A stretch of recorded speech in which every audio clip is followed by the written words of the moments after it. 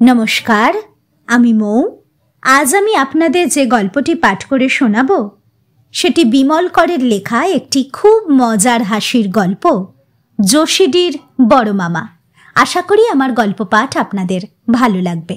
আর যদি আমার গল্প পাঠ আপনাদের একটুও ভালো লেগে থাকে তাহলে অবশ্যই আমার গল্প পাঠের সঙ্গে থাকবেন। ধন্যবাদ।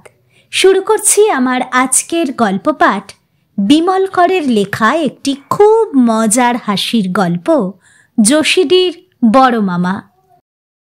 যোশীডি থেকে কালুদা সরাসরি দুটো চিঠি নিয়ে হাজির, সাত সকালেই। একটা চিঠি আমার নামে, ঝন্টু। অন্য চিঠিটা মায়ের নামে, নুটু।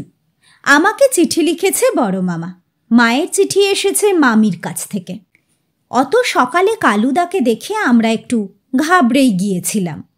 সকালে ট্রেনে হাওড়া স্টেশনে নেমেই যেভাবে রাত জাগা বাসি চোখ মুখ আর খোঁচা খোঁচা দাড়ি নিয়ে কালুদা আমাদের লেক টাউনের বাড়িতে এসে হাজির হলো, তাতে ঘাবড়ে যাবারই কথা। মা ভয় পেয়ে বলল, কি হয়েছে কালু?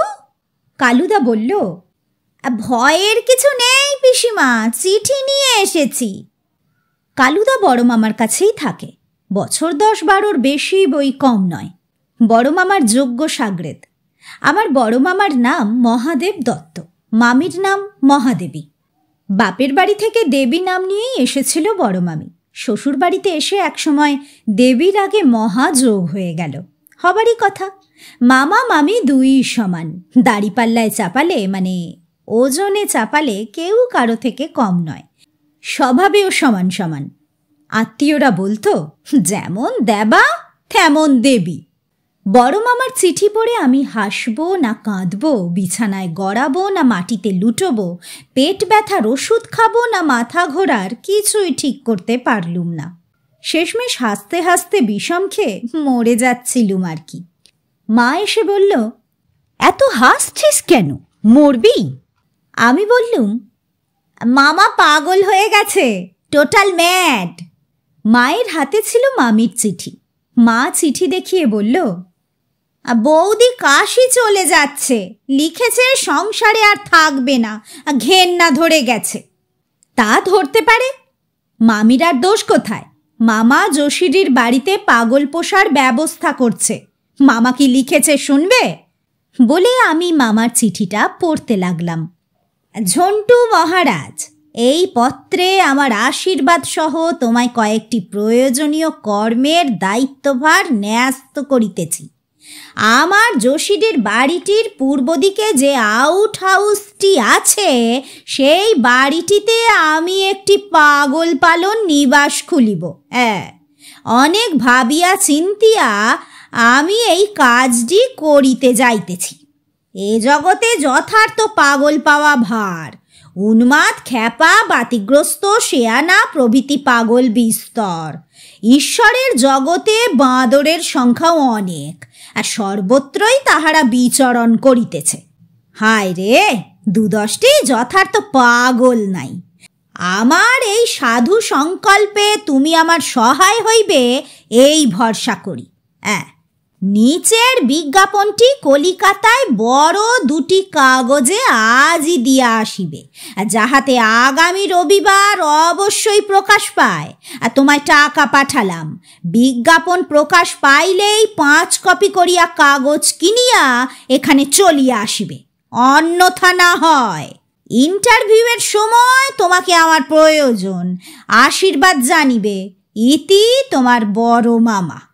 মা চিঠি পড়া শুনতে শুনতে বলল, বর্দার মাথাটা একেবারেই গেছে। বিজ্ঞাপনটা শোনো, যথার্থ পাগল চাই, বয়স 25 হইতে 45-এর মধ্যে হইলেই চলিবে। জাতি ধর্মের বিচার নাই, মহিলা পাগলের আপাতত কোনো ব্যবস্থা নাই। নির্বাচিত পাগলদের থাকা, খাওয়া, ধুতি, জামা ফ্রি। লিখিত ও মৌখিক পরীক্ষার পর মাত্র 10 জন পাগলকে নির্বাচন করা হইবে। যথা শীঘ্র আবেদন করিতে হইবে, বিলম্বে হতাশ হইবার সম্ভাবনা। ঠিকানা শ্রীযুক্ত মহাদেব দত্ত, মহাদেব ভবন, যোশীডি, বিহার।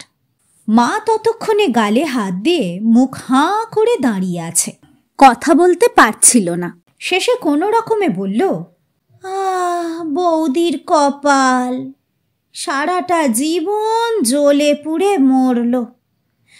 এরপর বৌদি যদি কাশি চলে যায় তার আর দোষ কি?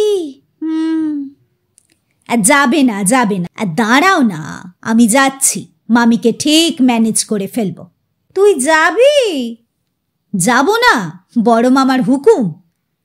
তুই যাবি কেমন করে? অফিস ছুটি নেব, শীতের ছুটি, বেরিয়ে আসি কদিন।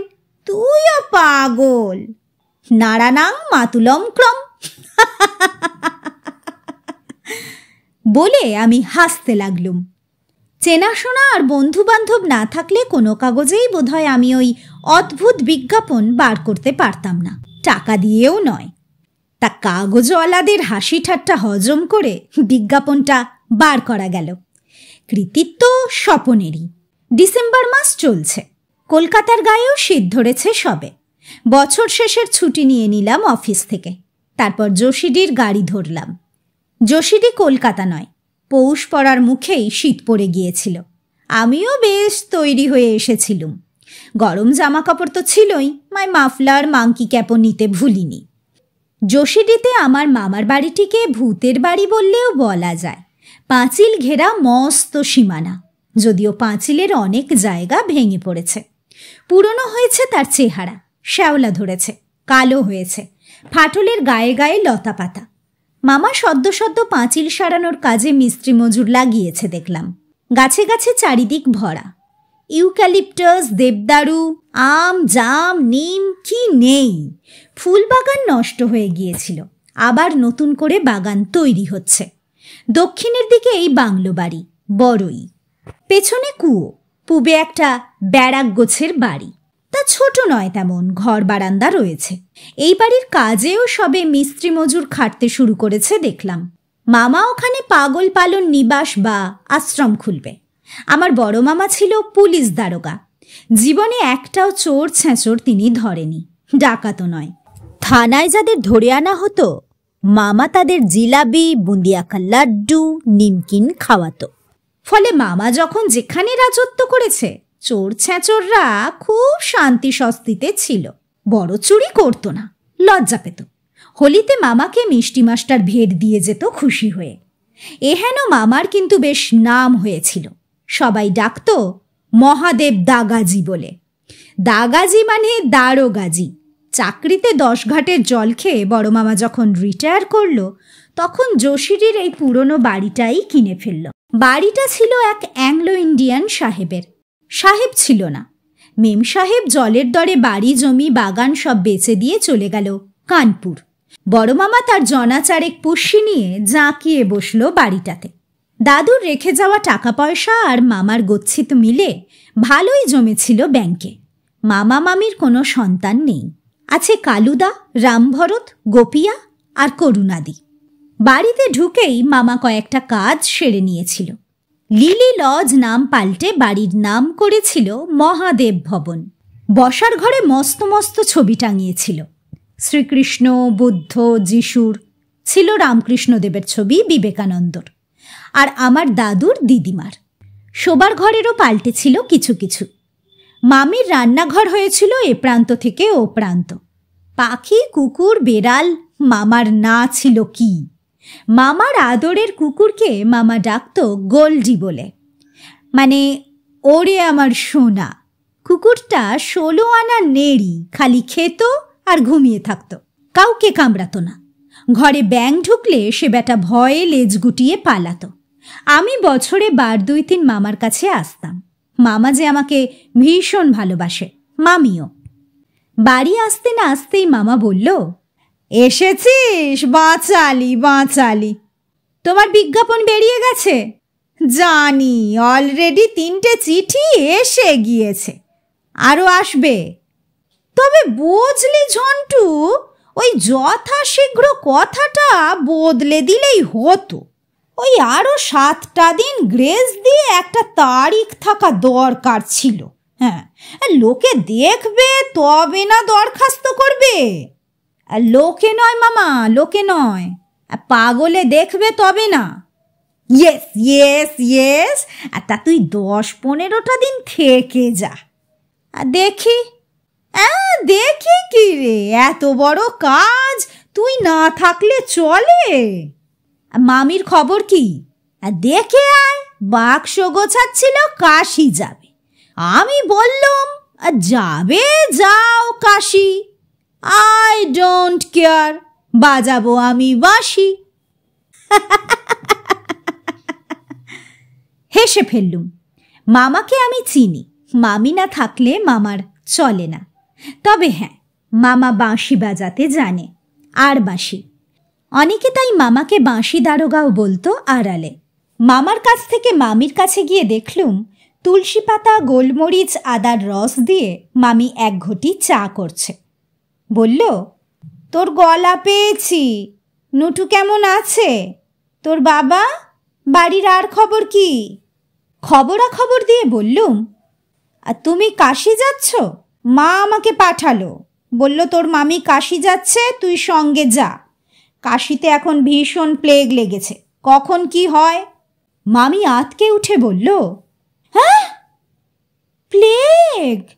কই শুনিনি তো। আর শুনবে কোথা থেকে? ওদিককার কাগজ কি এদিকে আসে? তারপর গভর্নমেন্ট রয়েছে না, প্যানিক দাঁড়িয়ে যাবে বলে সব চেপে দিচ্ছে। ও, তা প্লেগে মরা ভালো, তবু পাগলের হাতে মরা ভালো না। মামির কথায় হাসতে হাসতে দম বন্ধ হয়ে যায় আর কি। মামি বলল, যা, এই লোটা আর গ্লাসটা তোর মামাকে দিয়ে আয়, ঠান্ডা লাগিয়েছে বুড়ো, গলায় ইঞ্জিনের ভোঁ বাজছে, বসে বসে খাক। আর তুই হাত মুখ ধুয়ে পরিষ্কার হয়ে আয়, চাটা খেয়ে নে। মামি আর মামা দুজনেই আকারে সমান, প্রায় গোলাকার। মামি বেশ গোল, খানিকটা বেঁটে। মামির গায়ের রং এই বয়সেও কি ফর্সা, চোখ মুখ যেন মা দুর্গার ছাঁদের মতন, মাথার চুলও সব সাদা। মামার রং মামির চেয়ে কম ফর্সা, মাথায় মামা মাঝারি, চোখ মুখ নিরীহ ভালো মানুষের মতন। মাথায় চুল বেশি নেই, মাঝখানে টেরি, মস্ত একটা গোঁফ রাখে মামা, দারোগা গোঁফ। এখনো মামা খাকি হাফ প্যান্ট, কলার তোলা গেঞ্জি, নরম চপ্পল পরে প্রায়ই বসে থাকে বাড়িতে। বাইরে ফুল প্যান্ট পাজামাও পরে মামা। চায়ের লোটা গ্লাস নিয়ে এসে মামাকে দিলাম। বললাম, কই, মামি তো কাশি যাচ্ছে না? মামা বলল, বললাম তো তোকে, মুরদ আমার জানা আছে বুড়ির। 7 দিনের মাথায় হিসেব করে দেখলুম 135টা চিঠি এসেছে। আজকাল ডাকঘর মানে গুমঘর, 12 আনাই গুম হয়ে যায়। উত্তরপাড়া থেকে কলকাতায় চিঠি আসতে যদি একান্তই আসে, পাক্কা 21 দিন। বউবাজার থেকে শ্যামবাজার 5 দিন। তা আন্দাজ করে দেখলে মনে হয় 9 করেও অন্তত 100 চিঠি ছাড়া হয়েছিল মামার ঠিকানায়। পেয়েছি মাত্র 135। মামা বলল, নট ব্যাড, 150 হলেই ইন্টারভিউ শুরু করব। হ্যাঁ। বললাম, মামা, আমার ছুটি ফুরিয়ে যাবে, আর মাত্র 6-7 দিন হাতে আছে। ছুটি বাড়িয়ে নে, আরও 7টা দিন। ভাগ্নে, সৎ কাজে ভাগ্নেরাই মামাদের সহায় হয়। মহাভারতে অবশ্য থাকে, বাদ দে, মামাটাই বাজে ছিল। ঠিক আছে ঠিক আছে, আজ থেকে ইন্টারভিউয়ের চিঠি ছাড়া শুরু কর। জাস্ট 7 দিন পর থেকে ইন্টারভিউ নেব। দিনে 15-20। যারা আসবে তারা রাহা খরচ পাবে, 50 টাকার বেশি নয়। আর এখানে ইন্টারভিউ দিতে আসবে সকালবেলায়, দুপুরের খাওয়া পাবে, রুটি, ডাল, কুমড়োর ছক্কা, গুড়, ব্যাস, আর কিচ্ছু নয়। সে চিঠি ছাড়তে শুরু কর, আজ থেকেই শুরু কর। অত চিঠি লিখবে কে? মামা বলল, কার্বন কপি কর, শুধু নাম ঠিকানাটা পাল্টে দিবি, বুঝলি? যথেষ্ট বুঝলাম। ওদিকে আউট হাউস অনেকটাই সারানো হয়ে গেছে। পাগলরা থাকবে তো, ঘরের ভেতর চুনকাম চলছিল। গোটা 10 দড়ির খাটিয়া এসে হাজির হয়েছে।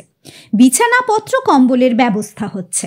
মামি সব সময় ফুঁসছে, বলছে, ওই ঘরে কেউ থাকুক না থাকুক, আসল পাগলকে আমি তালা বন্ধ করে রেখে দেব। জ্বালিয়ে পুড়িয়ে শেষ করে দিল আমায়। হ্যাঁ বাবা গো, তুমি একবার দেখে যাও, একবার দেখে যাও কি হাল হয়েছে আমার। মামা আছে নিজের মতন, আউট হাউসের কাজ দেখছে। দেওঘর থেকে শতরঞ্জি আর কম্বল কিনে আনাচ্ছে পাগলদের বিছানার জন্যে।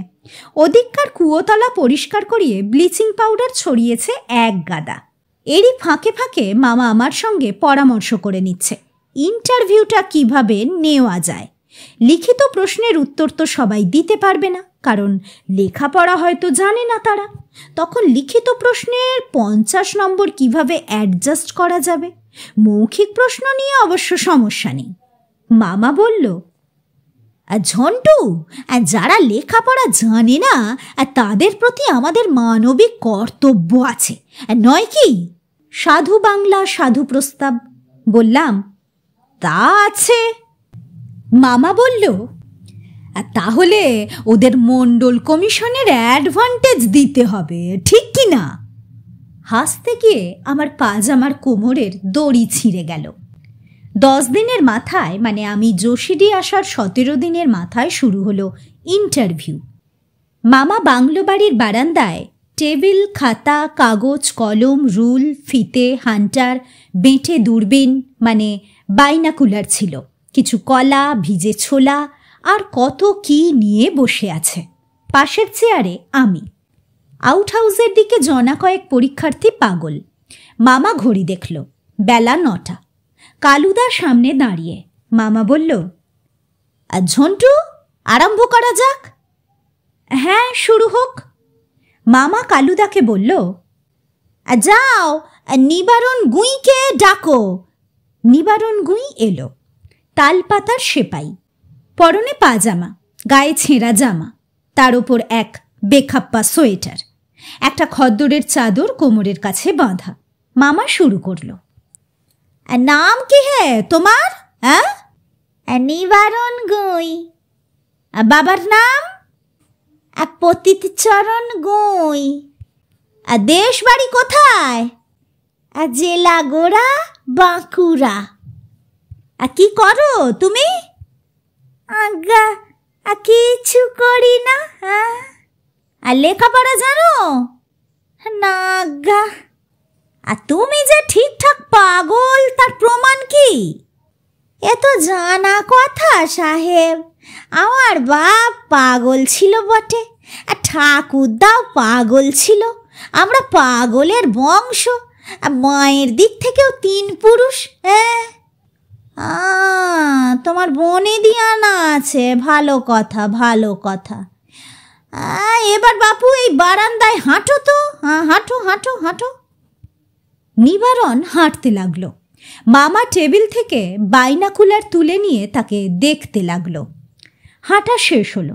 মামা হঠাৎ 2টো কলা নিয়ে এগিয়ে দিল। আচ্ছা আচ্ছা আচ্ছা, এই কলা জোড়া খাও তো হে। হ্যাঁ খাও। নিবারণ সামনে এসে কলা নিল, নিয়ে পিছিয়ে গিয়ে খোসা ছাড়াতে লাগলো। খাবো আজ্ঞা? বললাম তো খাও। কলা থেকে নিবারণ হাতের মুঠোয় খোসা নিয়ে দাঁড়িয়ে থাকলো। মামা হঠাৎ কালুদাকে ডাকল। ডেকে হান্টারটা এগিয়ে দিল। বলল, ওর পিঠে 10 ঘা লাগা, জোরে জোরে। হ্যাঁ, জোরে জোরে। নিবারণ আঁতকে উঠল। আজ্ঞা মশাই, চাবুক খাবো? কেন? কি অপরাধ করলাম? মামা বলল, বেটা, কলা খেয়ে খোসা হাতে নিয়ে তুমি দাঁড়িয়ে আছো? তুমি পাগল? আমাকে ঠকাতে এসেছো? আমি খাঁটি পাগল চিনি না, খাঁটি পাগল চিনি না। তোমার হাঁটা দেখে বুঝেছি তুমি ছিঁচকে চোর। পা টিপে টিপে হাঁটা। তুমি পাগল নও। কোনো পাগলা কলার খোসা হাতে দাঁড়িয়ে থাকে হে? যাও যাও যাও, বেরিয়ে যাও, জোচ্চোর কোথাকার। ঝন্টু, ও রাহা খরচ 20 টাকা দিয়ে দাও তো। Get out. কালু, ওর ডাল রুটি ওকে দিয়ে দেবে বেলা 12টায়। যাও তুমি, যাও। হতো ভাগা। নিবারণ চলে গেল। তারপর এলো নীলমণি সাহানা। মামা বলল, আর লেখাপড়া জানো? অল্প স্বল্প, 8 ক্লাস। এই নাও কাগজ পেন্সিল। হ্যাঁ। নীলমণি কাগজ নিল। নাও আর লেখো, কণ্ঠক বন্ঠন লুণ্ঠন অবগুণ্ঠন। লেখো লেখো। নীলমণি লিখল। দাও দেখি, দাও। মামা কাগজ নিয়ে দেখল, বলল, তুমি কিসের নেশা করো হে নীলু বাবা? হ্যাঁ, গাঁজা না গুলি? করি না ঠাকুর, কালে ভদ্রে খাই। হ্যাঁ। গাঁজা? নীলমণি মাথা নিচু করল। মামা বলল, হ্যাঁ নীলু বাবা, তুমি বেশ পণ্ডিত, বানান যা লিখেছ। পাগল তো নও বাবা তুমি। হ্যাঁ, বুদ্ধি ধরো। তা তুমি ফক্স মানে জানো? ফক্স?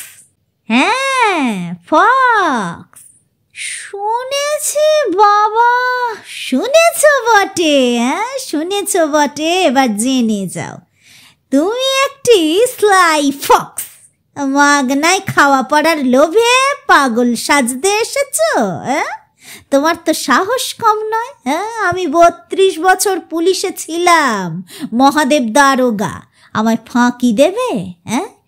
কালু, ব্যাটাকে 10 ঘা দে, জোরে জোরে। নীলমণি লাফ মেরে দুপা সরে গেল। আমি কিছু বুঝতে লাড়ছি বাবা। মামা বলল, লাড়বে বটে, লাড়বে বটে। চাবুক খাও, তারপর বুঝবে। তুমি রাস্কেল বানান লেখার নাম করে আমায় তেল মেরেছ। লিখেছ কি হে? লিখেছ কি? বাবা আপনি ভগবান। বেটা, আমি ভগবান? ভগবান গাছে ফলে? কালু, কালু, মার বেটাকে 10 চাবুক। গায়ের ছাল তুলে দে, তুলে দে। নীলমণি লাফ মেরে বারান্দার নিচে, তারপর দে দৌড়। মামার ইন্টারভিউ চলতেই লাগলো। 5-7 জন করে আসে ওরা। নানান জাতের পাগল ছাগল, ছিটেল, ধূর্ত, ধান্দাবাজরা।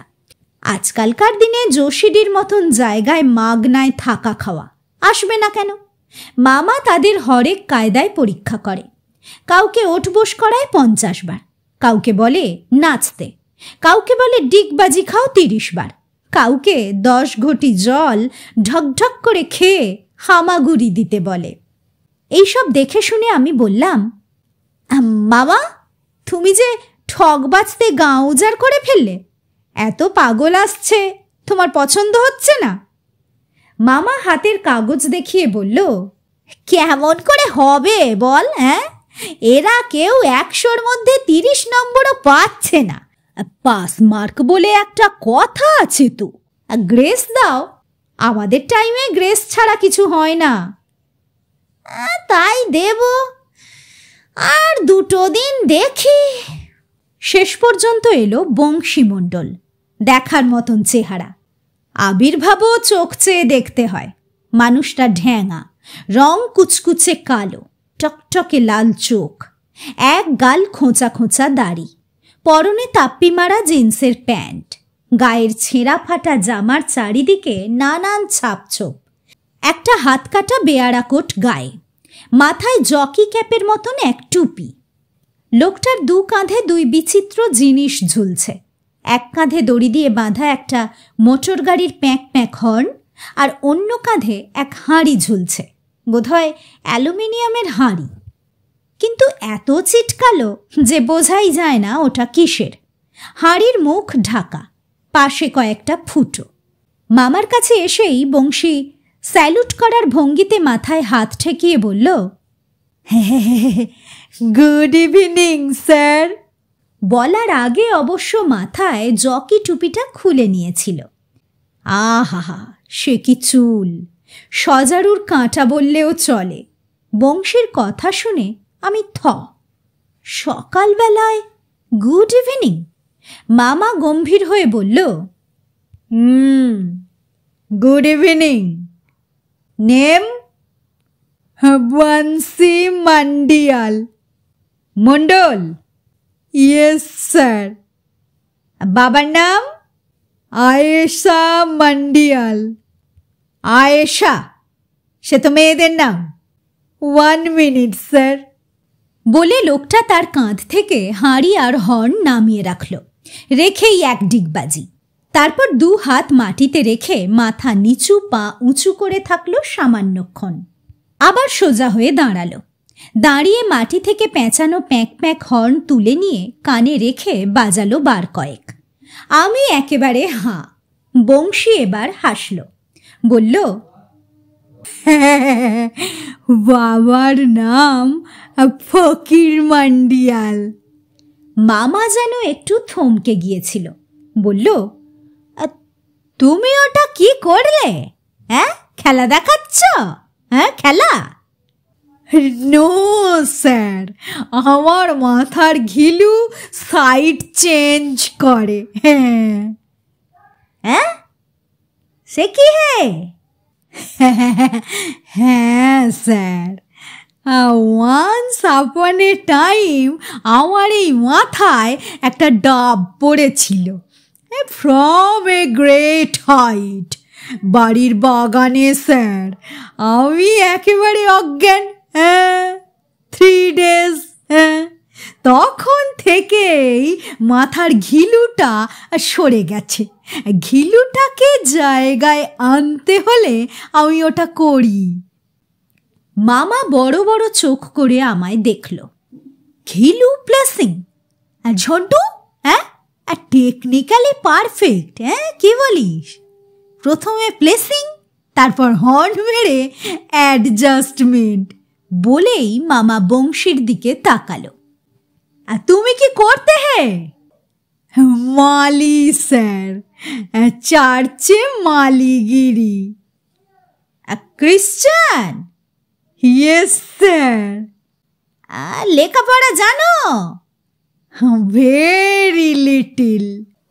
বাংলা ইংরেজি? এক যে ছিল মা, তার 6টি ছা জানি স্যার। র্যাট ক্যাট জানি স্যার। মামা বেশ খুশি হয়ে উঠেছিল, বলল, তুমি কি কি জানো? হ্যাঁ, কি কি জানো? গার্ডেন করতে জানি স্যার। কাগজের পাখি ফুল করতে পারি। 2 আন্ডা করতে জানি। 2 আন্ডা কি? হ্যাঁ, 2 আন্ডা কি? ডিম ফেটিয়ে দুধ আর চিনি মিশিয়ে অমলেট করতে হয় স্যার। খেতে ভালো। তা তুমি নিজে কি খাও? যা পাই খাই স্যার, মাংস খাই না। কেন? ঘিলু গরম হয়ে যায়। আচ্ছা, তা তুমি আর কি কি পারো? কম সম সবই পারি স্যার, সবই পারি। তোমার হাঁড়িতে কি আছে? হ্যাঁ, দেখবেন। হ্যাঁ, কি আছে বলো তো আগে। 7 নেংটি 7 ভাই চম্পা। 7 ভাই? আমার পোষা 7টা নেংটি ইঁদুর স্যার। দেখবেন? দেখবেন? দেখুন না, দেখুন, দেখুন।